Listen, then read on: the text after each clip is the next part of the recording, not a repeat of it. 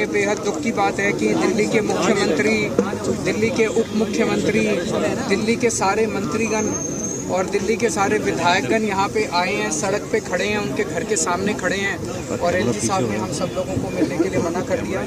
हम बहुत छोटे हैं, हमारी कोई औकात नहीं है, लेकिन हम दिल्ली के 2 करोड़ लोगों को रिप्रेजेंट करते हैं।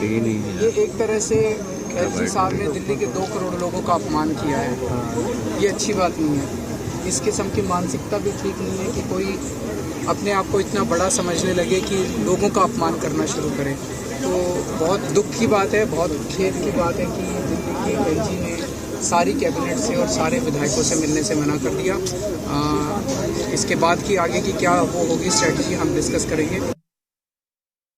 हुई सरकार दिल्ली के लोगों की ये चाहती है कि हमारे टीचर्स, सरकारी स्कूल के टीचर्स फिनलैंड में ट्रेनिंग के लिए जाएं। हम 1000 टीचर्स से ज़्यादा को पहले भी भेज चुके हैं ट्रेनिंग के लिए।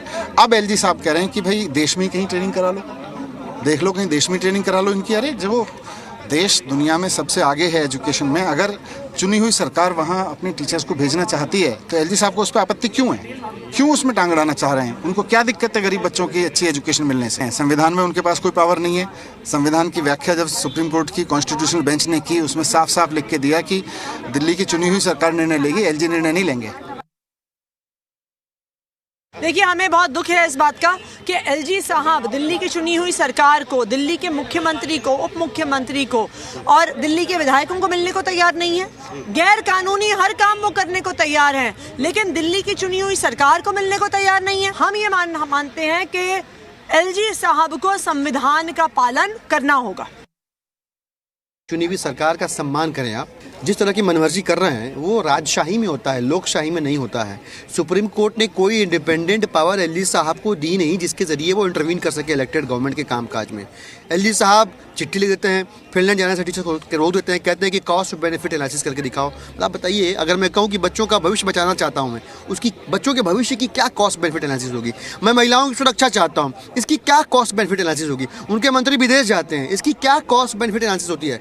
तो ये इलेक्टेड गवर्नमेंट के कामकाज में सुबह दोपहर शाम जो अड़ंगा लगाने की बजाय अगर सरकार को काम करने दें और ऐसी राइट्स को एक्सरसाइज नहीं करें जो उनके पास है ही नहीं, सब कुछ ठीक चलता रहेगा।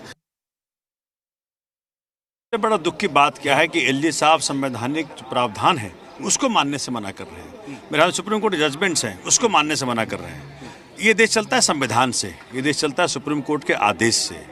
तो जब संविधान में लिखा है कि लॉ एंड ऑर्डर, पुलिस और लैंड के अलावा आपका हक किसी और सब्जेक्ट के ऊपर नहीं है, तो आप किस प्रकार से रोक सकते हैं? ये लिखा है कि जी the lieutenant governor has not been interested with any independent decision making power. साफ साफ लिखा है। तो फिर आप होते कौन फाइल रोकने वाले? लिखा है कि there is no independent authority vested in lieutenant governor to take decisions. जब ये लिखा है साफ साफ, तो क्या सुप्रीम कोर्ट के आदेश को आप मानेंगे नहीं? आज लेफ्टिनेंट गवर्नर जिस प्रकार से कहते हैं कि मैं देश के संविधान को नहीं मानता, मैं सुप्रीम कोर्ट के ऑर्डर को नहीं मानता, तो किसको मानते हैं?